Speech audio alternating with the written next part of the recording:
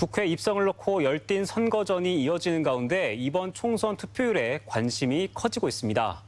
정부 여당에 대한 중간평가 성격을 띠면서 투표율이 높아질수록 야권에 유리한 양상이 전개될 것이라는 관측 때문인데요.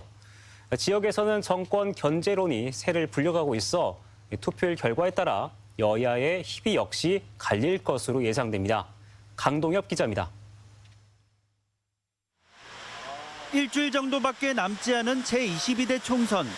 전국 주도권을 놓고 힘겨루기를 하는 국민의힘과 민주당뿐 아니라 제3지대까지 치열한 선거전을 펼치면서 유권자의 관심이 적지 않습니다. 해야죠. 대한민국 국민인데. 그렇게 생각하고 있어요, 다.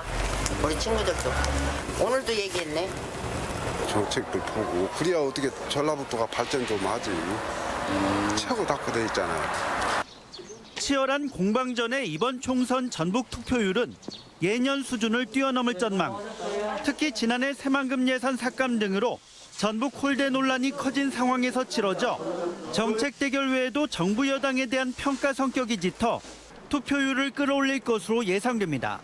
여론조사에서도 투표장에 꼭 가겠다는 적극 투표층이 80%에 육박하고 있는 것이 현실.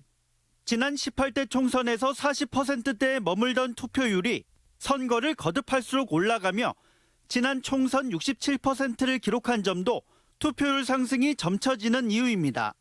투표율에 따라 정당의 희비는 엇갈릴 것으로 보입니다. 도내 유권자들이 정부 견제에 무게를 싣고 있어 투표율이 높아지면 심판을 앞세운 야권에게 유리할 전망. 전주를 포함해 도내 10개 선거구에서 민주당 후보가 지지율이 월등하다는 여론조사가 이어진 것이 현실이기 때문입니다.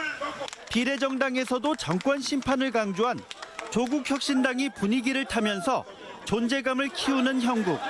반면 국민의힘은 전북 발전을 위한 여당 의원의 필요성에 대한 호소 외에는 분위기를 반전시킬 카드를 쉽사리 찾지 못하고 있습니다.